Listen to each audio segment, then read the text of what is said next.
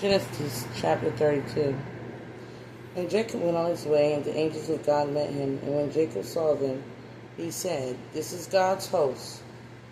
And he called the name of that place Mahanaim. And Jacob sent messengers before him to Esau his brother into the land of Seir, the country of Edom. So God's host is God's host is Mahanaim. And this is a place in which God hosts. And the angels of God met him. Keep that in mind. And he came, and he commanded them, saying, "Thus shall ye speak unto my lord Esau. Thy servant Jacob saith, Thus I have sojourned with Laban, and stayed there until now. And I have oxen and asses, flocks, and men servants, and women servants. And I am sent to tell my Lord that I might find grace in thy sight. Lord, my master teacher of the earth." And the messengers returned to Jacob, saying, "He came to thy brother Esau, and he cometh to meet thee with 400 men with him." And then Jacob was greatly afraid and distressed, and he divided the flock that was with him, and the flocks and herds and the camels into two bands, and said, "If Esau come to the one company and smite it, then the other company which is left shall escape." And Jacob said, "O God of my father Abraham," he's calling on the God of his father Abraham, "and God of my father Isaac." He's calling on the God of his father Isaac. Remember, they made covenants with other gods within the land. "The Lord would sayest unto me, Return unto thy country and to thy kindred, and I will deal well with thee. I am not worthy of the least of all the mercies of all the truth which thou hast showed unto thy servant. For with my staff I passed over this Jordan, and now I am became two bands. Deliver me, I pray thee, from the hand of my brother, from the hand of Esau. For I fear him, lest he will come and smite me and the mother with the children.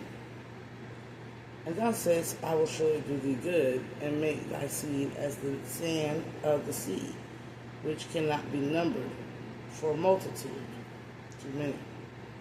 And he lodged there that same night, and took of that which came to his hand a present for Esau his brother, 200 she-goats and 20 he-goats, 200 ewes and 20 rams, 30 milch camels with their colts, 40 kine, and 10 bulls, 20 she-asses, and 10 fowls. And he delivered them into the hand of his servants, and every drove by themselves, and said unto his servants, Pass over before me, and put a space betwixt drove and drove. And commanded the foremost, saying, When Esau my brother meeteth thee, and asketh thee, saying, Where art thou? Whither thou goest thou? Where and whose are these before thee? Thou shalt say, They be thy servants, the servant Jacob's, is a present sent unto my lord Esau. And behold, also he is behind us. And so commanded he the second and the third, and all that followed the drove, saying, On this manner shall ye speak unto Esau when ye find him. And he said, Moreover, behold, conjure the spirit of me, thy servant Jacob is behind us. For he said, I will appease him with the present that goeth before me, and afterward I will see his face. Peradventure he will set of me. So he put a lot of things between him as gifts of apologetic gifts. So he went present over before him, and himself lodged that night in the company. And he rose that night, and took his 2 wives, his 2 women servants, his 11 sons, and passed over the ford Jabbok. And he took them, and sent them over the brook, and sent over that he had. And Jacob was left alone, and there wrestled a man with him until the breaking of day.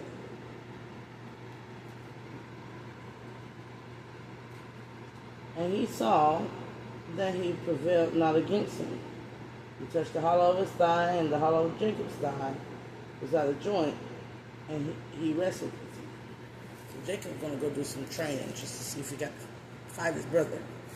And he said, let me go, for the day breaketh. And he said, I will let thee go, except thou bless me. And he said unto him, what is thy name? And he said, Jacob. And he said, thy name shall be called no more Jacob, but Israel. For as a prince hast thou power with God and with men, has prevailed. So Jacob was left alone and wrestled with a man. Now I told you, a man is a part of Genesis being. So he wrestled with something that was a lot stronger than what he was. And this being gave him a new name, Israel. And said that the prince has the power of God, and with men hast thou prevailed. And Jacob asked him and said, tell me, I pray thee, thy name. And he said, wherefore is it that thou doest ask after my name? And he blessed him there. And Jacob called the name of the place Peniel, because he had seen Peniel, an Elohim named Peni, a man, Elohim named Peniel, part of Genesis being, Elohim named Peniel. For I have seen God face to face, and my life is preserved. So, in old translations, they say he wrestled with the angel. He wrestled with the Elohim, part of Genesis Elohim. Somebody who has already mastered the multiple forms of being. As I talk to you, what a man is in this time. And what a min is. Man, M-A-N, versus men, M-E-N. Right? There is a difference. Now, modern day terminology, we use man as like singularity and men as plural, right? And old translation is the exact opposite. A singularity is a plural. Now, let me read this to you again. Thy name shall be called no more Jacob, but Israel, for the prince hast thou power with God and with men, and has prevailed. And he only fought one what? Man.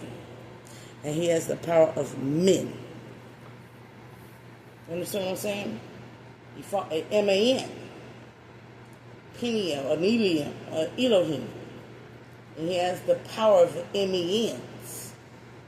Those like him. Men, regular Joes. Which an Elohim, who is a full manifested being of multiple ways of being, is a true man. So, like I mentioned before, most males do not live long enough to become Elohims, which is part of Genesis beings, true earthly masters. They don't live long enough for their testosterone and their sexuality to change with evolutionary ascension, to where they become more in the sexual genitalia sense, like women, to where they can give birth and begot. They don't live long enough to then revert back to being more like male before they pass away. And women who already can give birth, right? They don't live long enough to give birth to full, before in the previous chapters, fully grown men and fully grown children. They now live long enough to give birth to infants, what we come in as, in the whole gestational baby, that has to suck on the teat. We no longer we no longer live long enough to the longer the lifespan, the bigger the animal, or the more oxygenated the plant, which we would have been a lot bigger, the more likely we are not giving birth to toddlers and infants. We're more than likely giving birth to fully grown adults. Like what's his name was 12 years old, but he was a baby, like a 12-year-old baby. Um, as I spoke forward in my previous chapters, or when they begot themselves, the parthenogenesis beings who lived 150 plus years to where they could spit replications of themselves and fully grown out, such as Enoch and Methuselah and many others were replicas. So you're seeing one man. A lot of people want to use different imageries, but replication is one type of continuation of one type of man constantly being reborn, and woman constantly being reborn. So the derivation of ethnic groups, not that many ethnic groups and not that many races. Not at all. And we only know this to be when we look at places like Africa, and we look at the oldest, most ancient places, those people that have old script do not have a wide variety of ethnicity. And they have a sequence of phenotypical that is continuously passed down. For instance, you could tell a Congolese woman based off her nose. They got the stubby nose. Just like you can tell an Irish man based off, an Irish woman based off the red hair complex, the orange hair.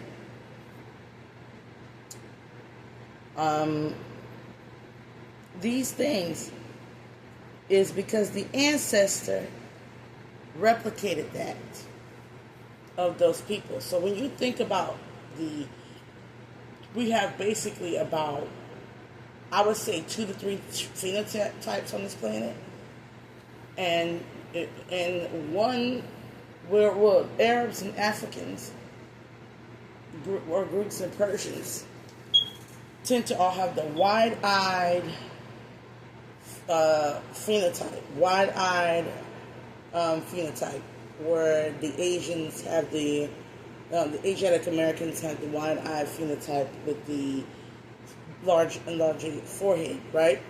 The indigenous feature. And then the other phenotype is the slant-eyed, round face, moon face features, right? Those are the 3 to 4 branches that we all stem from. Now, the color variation, it was spoken that Adam was made from the soil, and it was spoken that every being would be made from the soil in which they were indigenous to. So the reason why there is a color variation is because there's sand. There is, I think in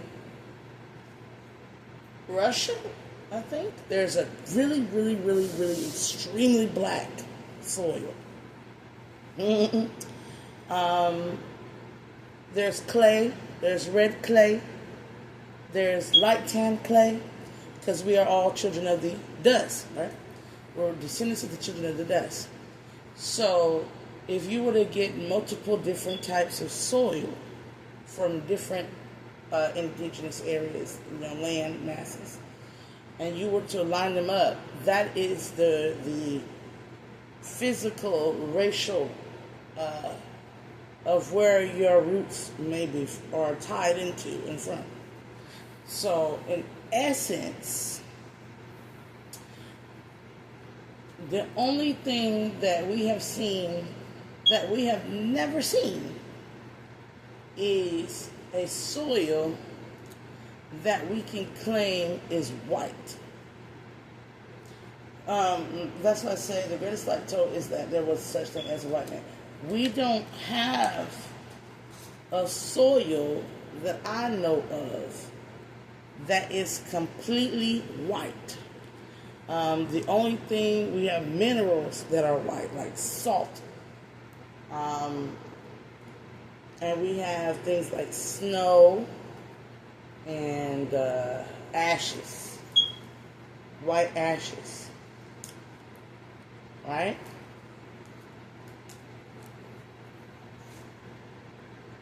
But that has to come from something being burnt to a char or concocted and bleached.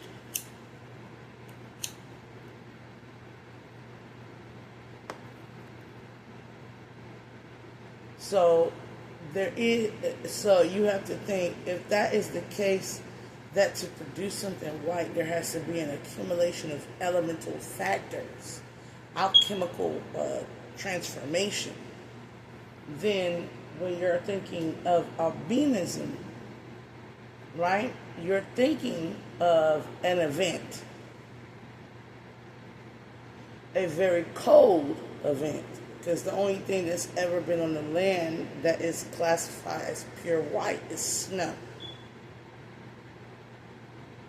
So the people in the things without pigmentations are a winter solstice occurrence. They're a spirit realm occurrence. That is why albinos get so much adoration, praise, and are seen as mystical beings, because they are an anomaly.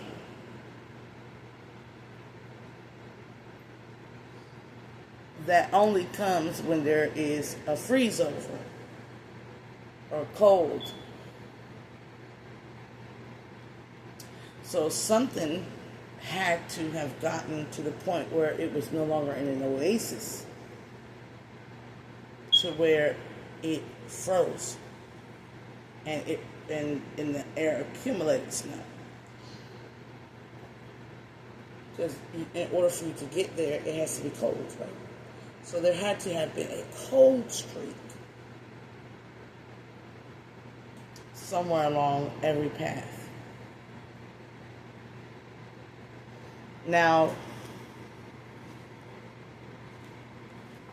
because that's the only thing that has the traits of albinism, the snow.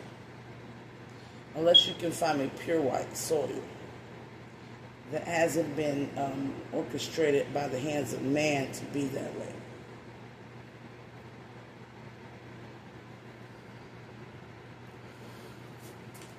Not crushed or pulverized or burned to be that way.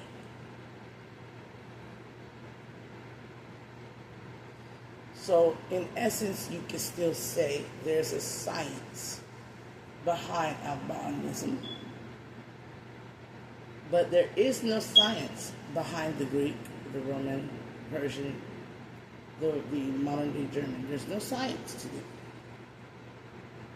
They are a color of a soil, and they're a descendant of those that come from that soil.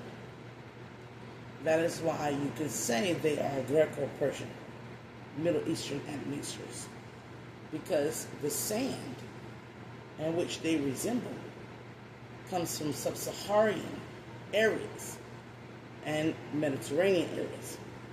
So their forefathers would definitely be Middle Easterns or Greeks and Persians and sub-Saharan Africans. Now, when you start talking about where they come from, the soil gets darker, right? Because now you're talking about somebody who is a tint darker.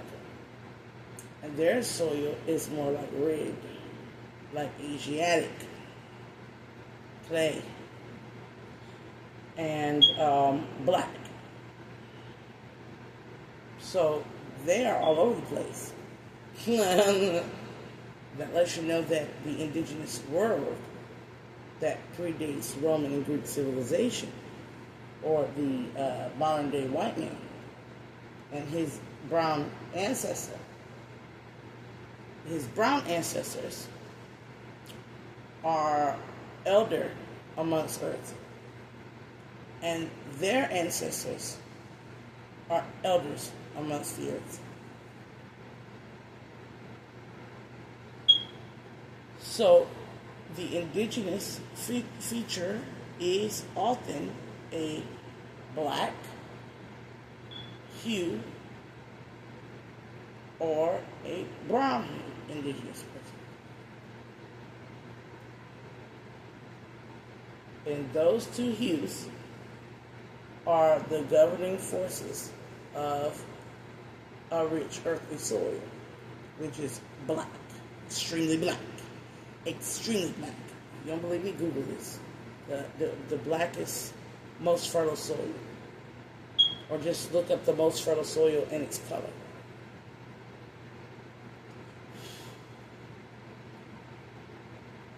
So it is not racist to believe that a high melanated being was the first.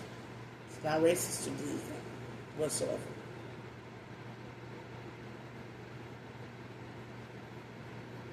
Because when the earth was good, it was completely what? Fertile. Keep that in mind. Now I'm going to continue reading. Now,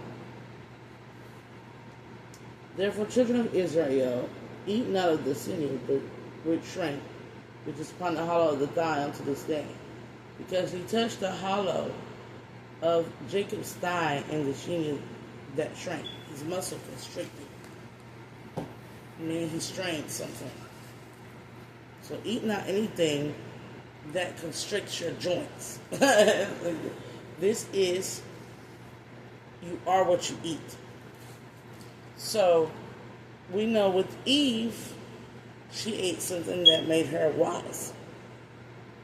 Adam ate something that made them wise. And wisdom is all knowledge of good and evil. Right? Which is, it brings great sorrow.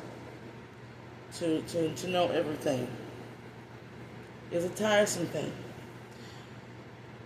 So when you're eating, now this is about your health, what I'm about to say. The greatest foods to partake of to heal your body, especially mentioning the chakra systems of Sanskrit, of Indian culture, is to eat that which is resemblance to your organs. So ginger, very good for the whole body and the skin. And when you pick up a ginger, it looks like a little person. All right. Kidney beans, very good for the kidneys. It resembles your kidneys, so it's very good for the blood that flows in your kidneys. Anything that resembles your organs, very good to eat. And most of the things that resemble your organs are good. Kidney beans resemble the slices within the citrus fruit of an orange. Very good for the acidic quality of your very good to break down the acidic quality in your kidneys as well. Very hydrating. So when you eat something, and most fruits resemble vaginas, at that, most fruits, most of everything resembles a vagina. All healthy food resemble a womb, the opening of the womb. So eating things that resemble your body is eating, in essence, life.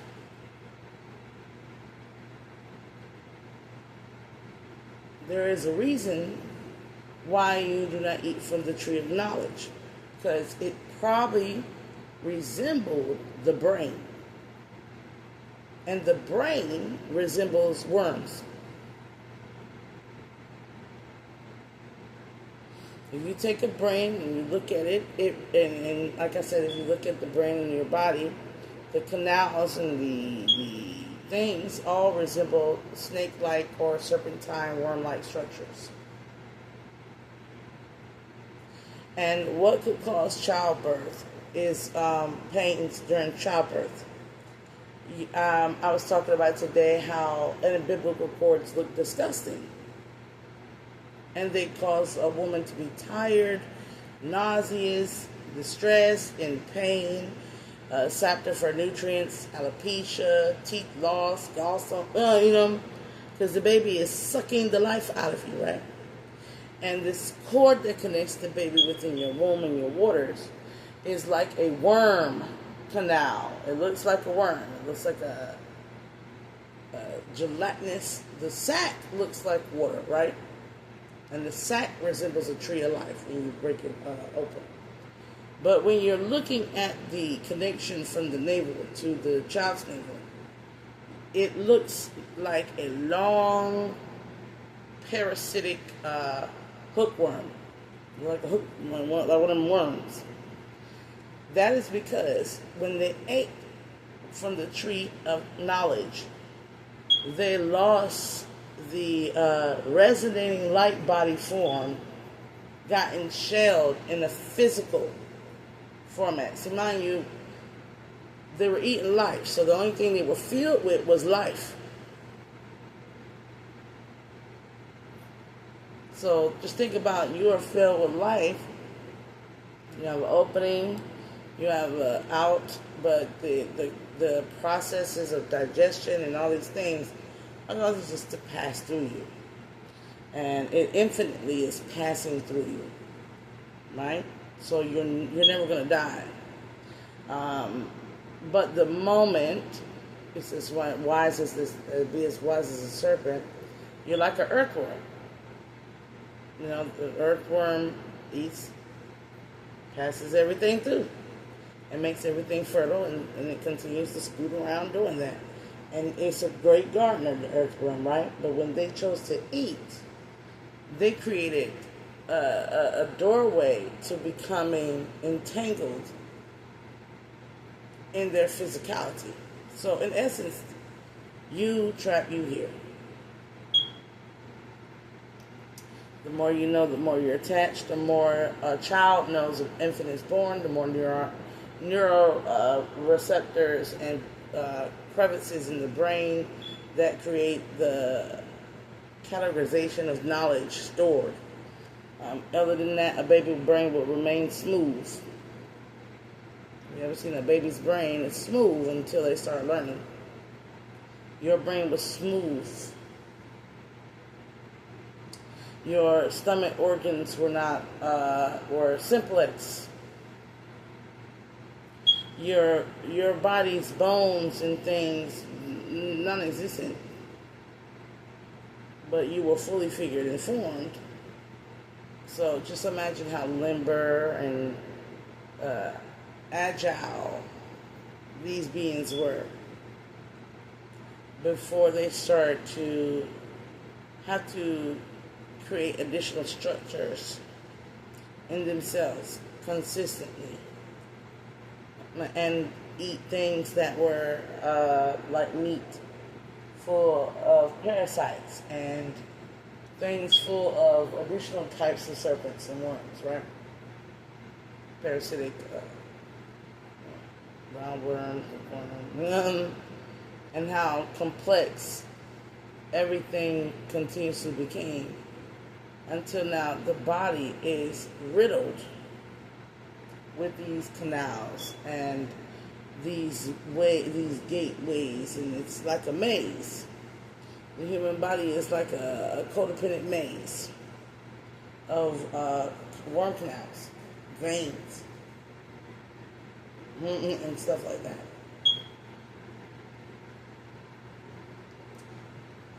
So we have made ourselves very much ensnared, and we have multiple functions happening in us but they're all divided.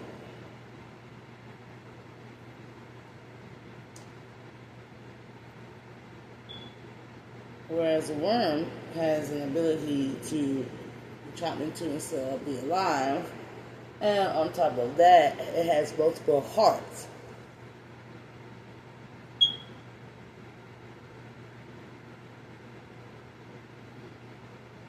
But it is not bipedal. Alright, so we're going to... but I just want to talk to you about that. Now, as we move into chapter 33,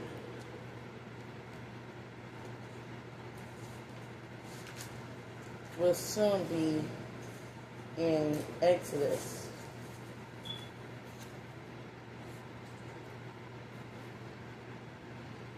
And Jacob lifted up his eyes and looked, and behold, Esau came with him 400 men, and he divided the children unto Leah, and unto Rachel, and unto the two handmaids, his other wives.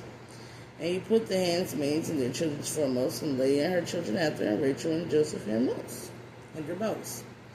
And he passed before them, and bowed himself to the ground 7 times until he came near to his brother. So he showed remorse.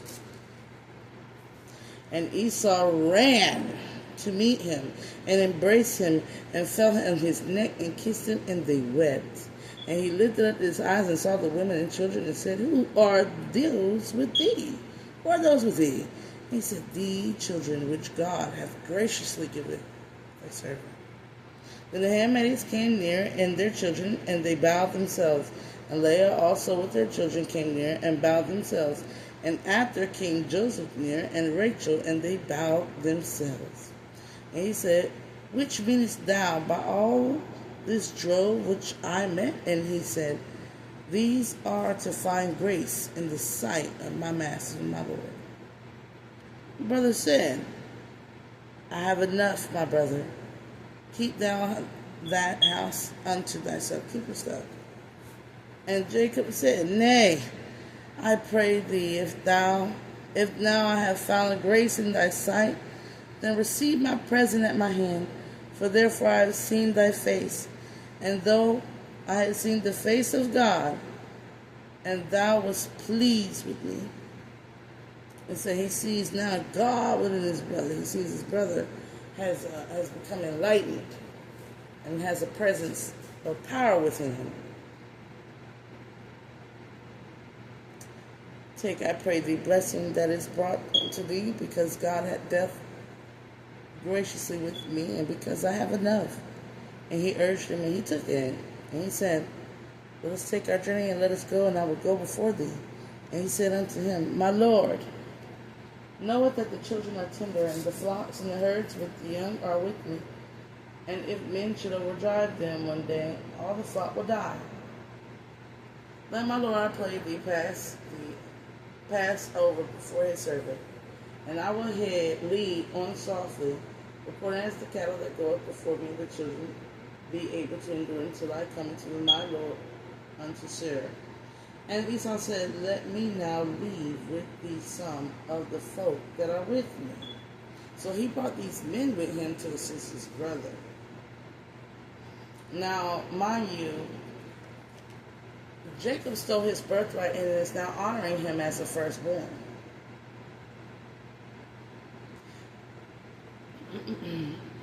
And now Esau is honoring him and protective and caring and nurturing as a firstborn.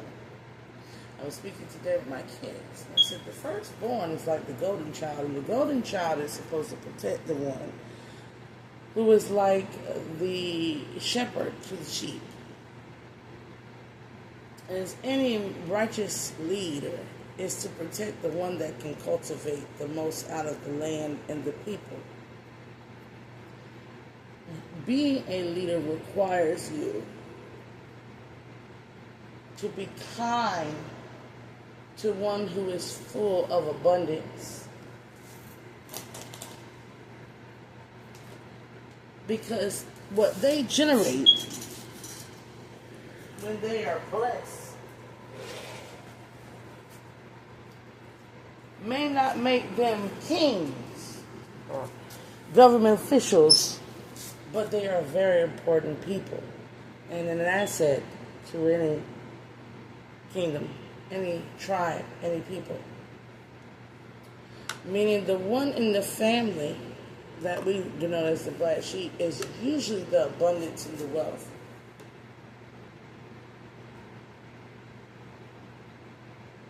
They are the happiness. They are the wish fulfillment.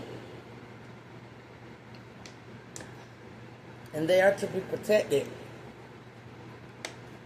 as you would protect the sun, the sunshine, the sun in the sky. The earth may you serve, right? And lead and have dominion over. But the sun in the sky, you must protect it and appreciate it for its light shining upon all and its vibrant nature is so generously given that even the earth in all her goddess-like glory bows down to her son as king. We are to submit to abundance, even when we are the leader. As a father and mother would their child, God so graciously bows down and loves and submits his power onto those that have his fruitfulness and magnanimity and multitude, his multiplicity. Therefore, even God serves those who are, like I said, abundant and generous in nature. God loves the lover.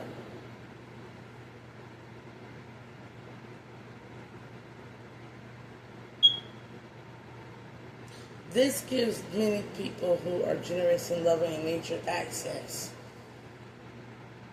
We can call on God for anything. Ask and ye shall receive. Because wherever we go, we provide an energetic stamping sequence that multiplies and grows everything. We are generous, but we are also obedient to God. Because it's an infinite power flow, right? I am as I am, and I am flows to me as I am. I'm God within, and also God all around me. Therefore, I'm honored and cherished by God within, and God all around me. And I am unto likeness of God within, which is me. Because if you put something that's a part of me inside of me, it's me, right? And God around me, which is all of me. So in essence, I'm treating everything as though it's God, including myself. And I have dominion over things like animals and babies and fruits and vegetables and earth. So, but I'm treating it as myself. Therefore, if I take care of my body, my mind, I exercise, I know I'm supposed to go out there and cultivate in that ground the same amount of work. Therefore, if I see my brother, my sister, a stranger, I know I'm looking at myself. Therefore, I will not hurt myself. You want me and I?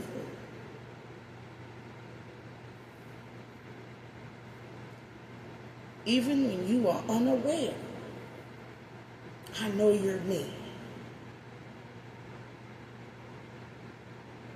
I may have to protect myself from those many that are these me's. I am's all I am. But I'm also learning myself, aren't I? Through the experience of all that I am. When I meet you, when I greet you, when I befriend you, when I love you, when I acknowledge you, I appreciate you. I'm worshiping God doing that. And I'm worshiping myself doing that. And I'm worshiping all creation and life doing that. Therefore, I'm worshiping the Most High doing that. And in my generosity of being that way, the Most High serves unto me.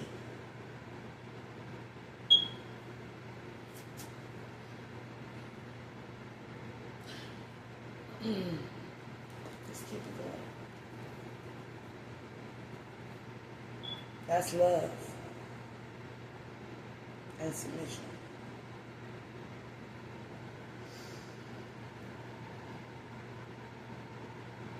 You got to see you and me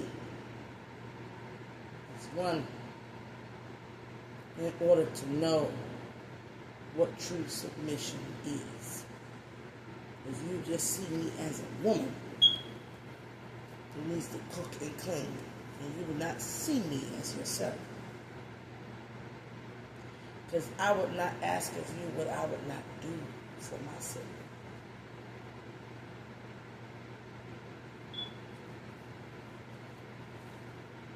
Now, and Jacob journeyed to Succoth and built him a house and made booths for his cattle, and therefore the name of the place is called Succoth. And Jacob came to Shalem, a city of Shechem, which is in the land of Canaan. And when he came from Pandaraam and pitched his tent before the city, and he brought a parcel of the field, which had spread his tent at the hand of the children of Hamor, Shechem's father, for 100 pieces of money. And he erected there an altar and called it El Elohe Israel. Now he was given the name Israel. He was made in Elohim. So he made an altar in his high self name, which is Israel, Elohim Israel, El Elohi. El Elohi. El Elohim, Elohim, that is a he. Now named Israel. He's a he. He's a male. It's a male Elohim. He is a person whose name was changed because he has changed into something far greater than what he could ever imagine. The higher self. And Dinah, daughter of Leah, which she bore unto Jacob, went out to see the daughters of the land. And when Shechem, the son of Hamor, and the Hivite prince of the country, saw her, he took her and lay with her and defiled her.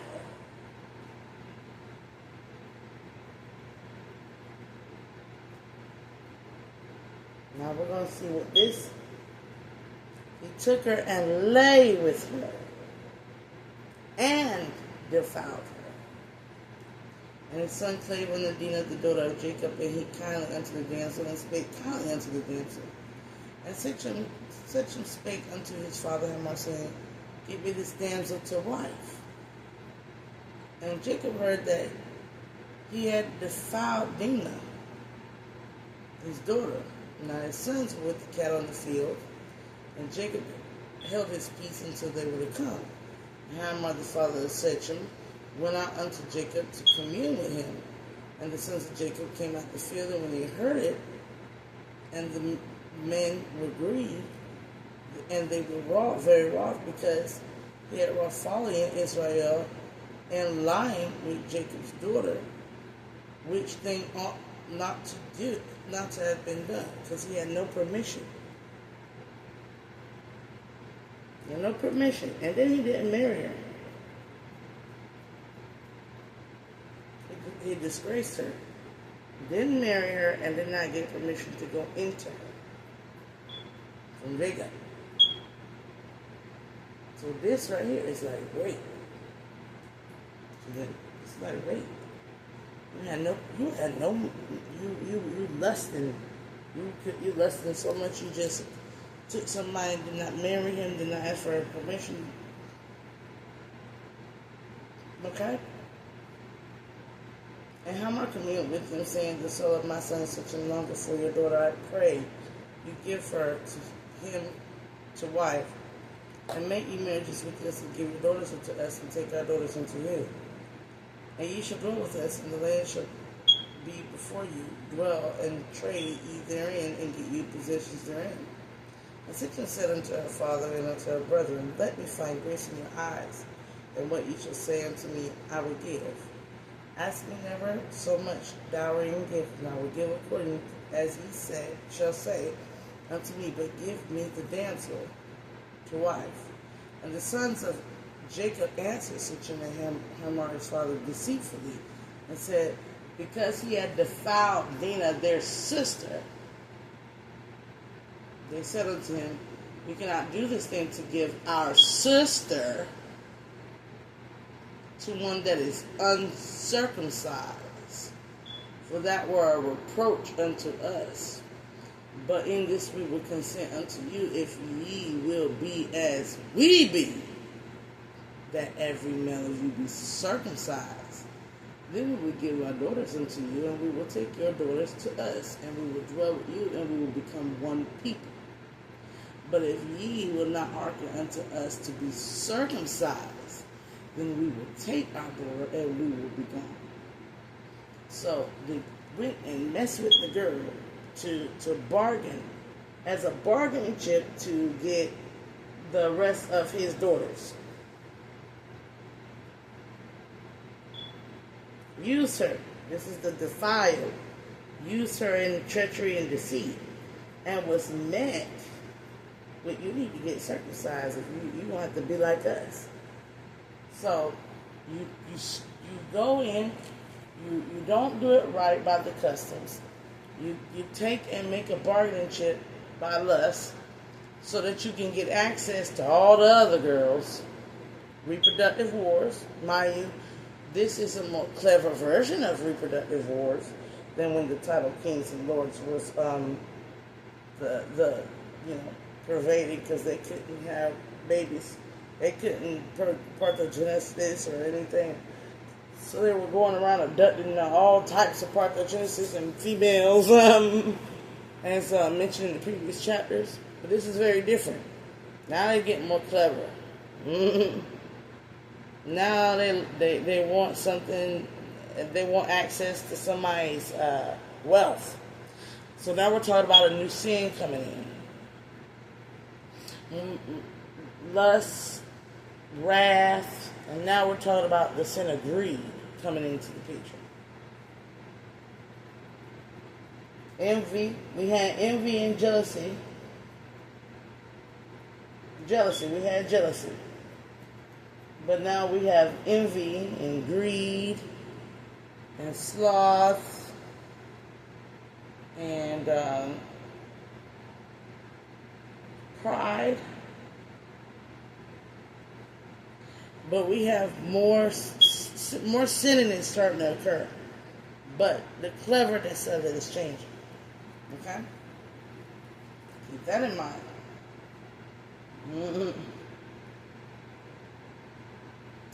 And the young man deferred not to do the thing, because he had delight in Jacob's daughter. And he already had sex with her. And he was more honorable than all the house of his father. So he was he got what he wanted. Why buy the cow when you get the milk for free? And Hamor said to his son came to the gate of the city and communed with the men of their city, saying, these men are peaceful with us, therefore let them dwell in the land and trade therein for the land. Behold, it is large enough for them. Let us take their daughters for us to wives, and let us give them our daughters. Only herein would the men consent unto us to dwell with us, and to be one people, if every male amongst us be circumcised, as they are circumcised. Shall not their cattle and their substance of every beast of theirs be ours? and let us consent unto them, and they will dwell with us. They won't share the cup. And unto Hamor and unto Sincharin's son hearkened all that went out the gate of the city, and every male was circumcised. And all that went out the gate of the city. And it came to pass on the third day that they were sore, that two of the sons of Jacob, Simeon and Levi, being his brethren, took each man his sword, and came up the city boldly, and slew all the males. The sons of Jacob came upon the slain,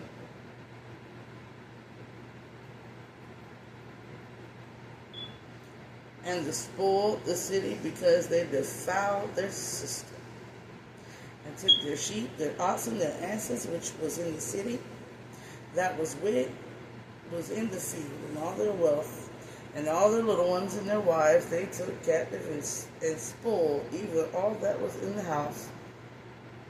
And Jacob said to Simeon and Levi, Ye have troubled me to make me to stink among the inhabitants of the land, among the Canaanites and the Perizzites. And I, being a few in number, they shall gather themselves together against me, and slay me, and I shall be destroyed, and I and my house. And they said, Should he deal with our sister as a harlot?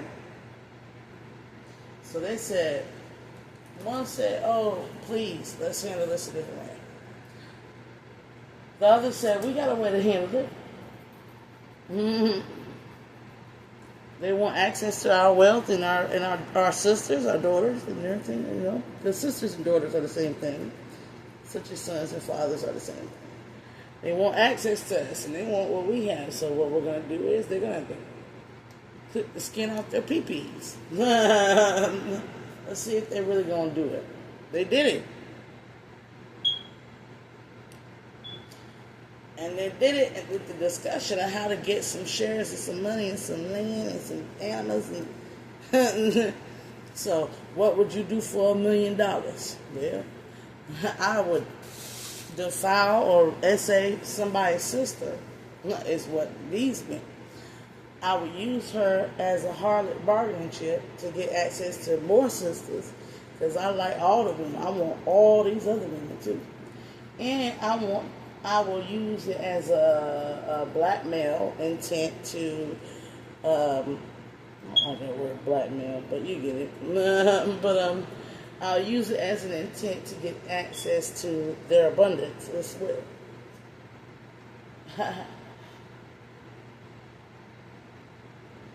But when they made this covenant, this promise, right? This promise ran under their covenant, which says you have to be like me. And if you're like me and you defile a woman, right? If you're unto the likeness of me and you are defiling women,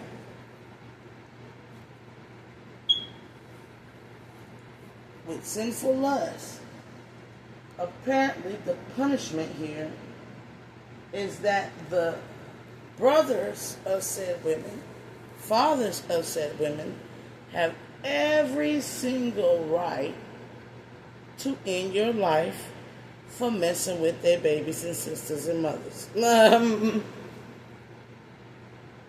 Now, when we look at that, when somebody does something bad to your sister and your mother, but they don't fall under your customs and traditions, to them it's not wrong, right? To them it's the law of their land. If you get them to change the law of the land in favor, let's look at like abolishing slavery.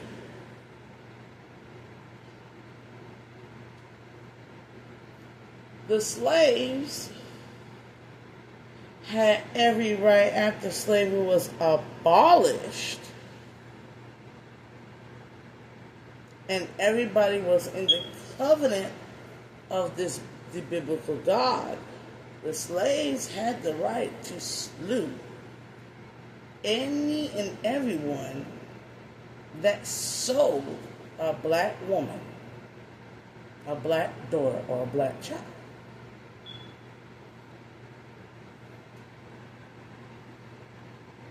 because we persuaded for civil rights. We persuaded for abolition. The law of the land changed in our favor.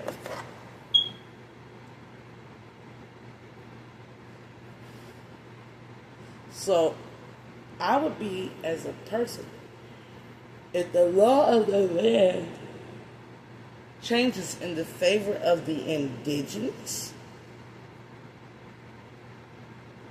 have the right to unalive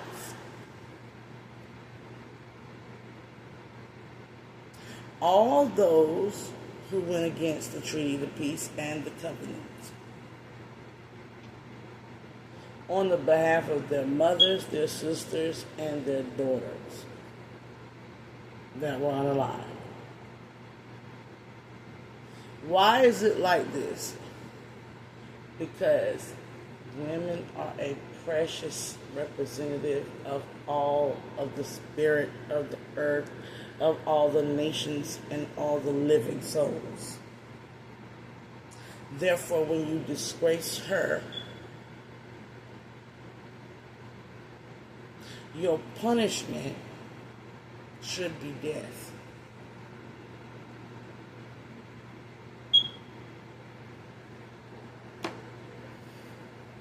That's like me going up there and blasting a hole in the earth and blasting the earth into two pieces and looting and robbing her and then thinking I'm supposed to walk scot-free.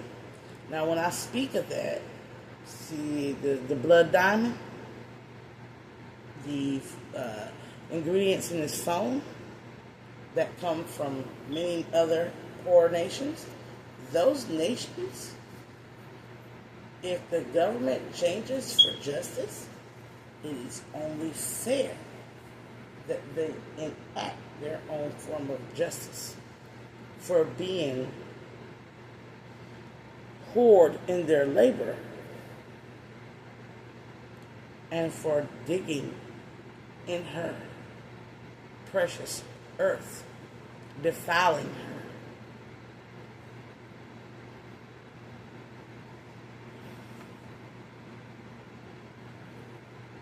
The slave is allowed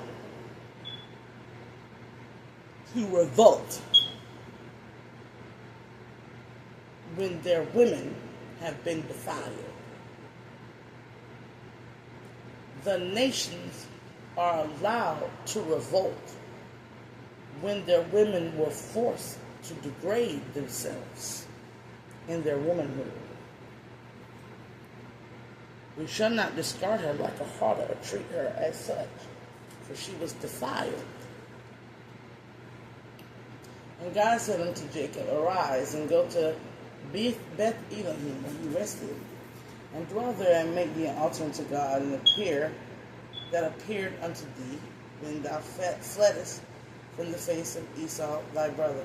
Go to the place where when you get scared and you run, go to the place that comforts you. Right? Go to the Elohim that provided you protection.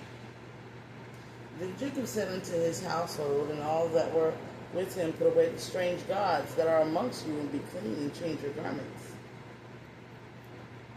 And let us arise and go up to Bethel, and I will make there an altar unto God, who answered me in the day of my distress, and was with me in the day in which I went.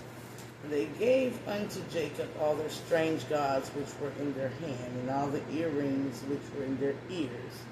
And Jacob hid them under the oak which was by Shechem. So all the things that they worshipped, these strange items and artifacts that they were utilizing to worship, they gave it the strange gods, things that were of other nations or people. And they journeyed, and the strange god means that this God does not know their God. It's a stranger God. Okay, understand? These are strange gods. So these guys know not the God of of the ancestors. These gods have not created a covenant, right? And they journeyed, and the terror of God was upon the cities that were around them, and they did not pursue after the sons of Jacob. So Jacob came to Luz, which is in the land of Canaan, that is Beth Elohim, or Bethel, and he and all the people that were with him. And he built there an altar and called the place El Beth El Elohim, Beth Elohim, because their God appeared unto him when he fled from the face of his brother. But Deborah and Rebekah's nurse died, and she was buried beneath Bethel under an oak. And the name of it was called Alon Bakuth. All on Bakuth.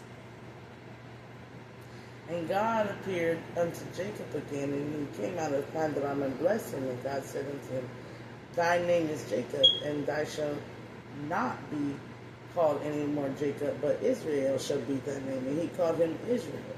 So he recognized his higher self, Elohim. And God said unto him, I am God Almighty, Elohim Shaddai. Be fruitful and multiply. A nation in the company of nations shall be of thee. Kings shall come out of thy loins. And the land in which I gave Abraham and Isaac to thee, I will give it, and to thy seed after I will give the land. And God went up to him in the place where he talked with him. And Jacob set a pillar in the place where he talked with him, even the pillar of stone, and he poured a drink offering thereon. Gave him something to drink. And he poured oil thereon. And Jacob called the name of the place where God spake with him Beth Elohim. And so he's speaking to an Elohim. And he is the Elohim, so he can talk to him. He can communicate. And they journeyed from Beth Elohim, and there, but for a little way, came to Ephrath, and Rachel, who is the Elohim Rash, Elohim, if you know Elohim, travailed, and she had hard labor. And it came to pass, when she was in hard labor, that the midwife said unto her, Fear not, thou shalt have a son also. And it came to pass that as her soul was in departing, for she died, that she called his name Ben-Oni, but his father called him Ben-Hamim, Benjamin. And Rachel died and was buried in the way of Ephrath, which is Bethlehem. Elohim Bethlehem. And Jacob set a pillar upon her grave, and the pillar of Rachel's grave unto this day. The pillar is the pillar of Rachel's grave unto this day. And Israel journeyed and spread his tent amongst the tower of Edar. It came to pass that when Israel dwelt in that land, that Reuben went and lay with Bilhah his father's concubine. And Israel heard it. Now the sons of Jacob were 12. And the sons of Leah, Reuben's, Jacob's firstborn, and Simeon, and Levi, and Judah, and Issachar, and Zebulun, the sons of Rachel, Joseph and Benjamin, the sons of Bilhah, Rachel's handmaid, his other wife, Dan and Naphtali, and the sons of Zilpah, Leah's handmaid, his other wife, Gad and Asher. These are the sons of Jacob, which are born to him in Pandaram. And Jacob came unto Isaac his father, unto Moriah, unto the city of Abba, which is Hebron, where Abraham and Jacob sojourned. And the days of Isaac were 180 years, and Isaac gave up the ghost.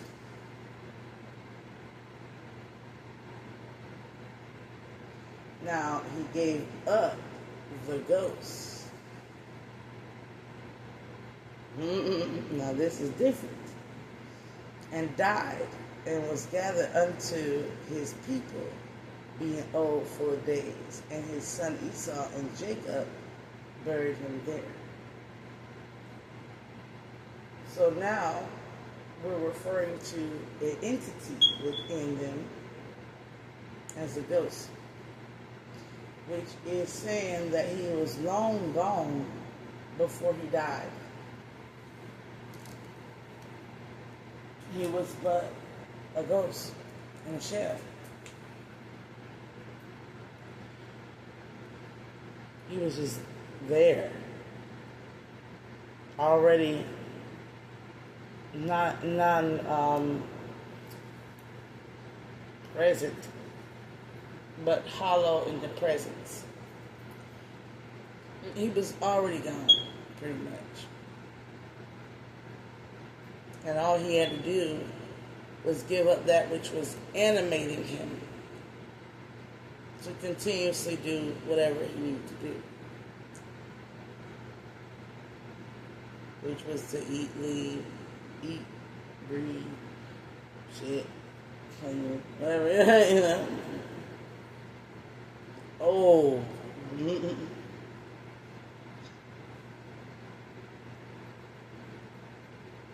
But everything else in essence was already gone. So now the body had to die. He was old and full of days.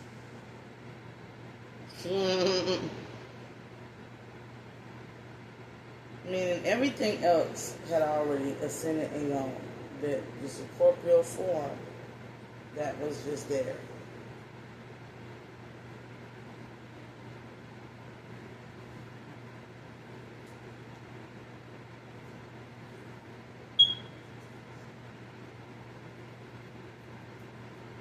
Now, I will do a part 2 on this as we go back, because 33 has a lot to learn in there. There's a lot more to discuss, but we'll leave it at this.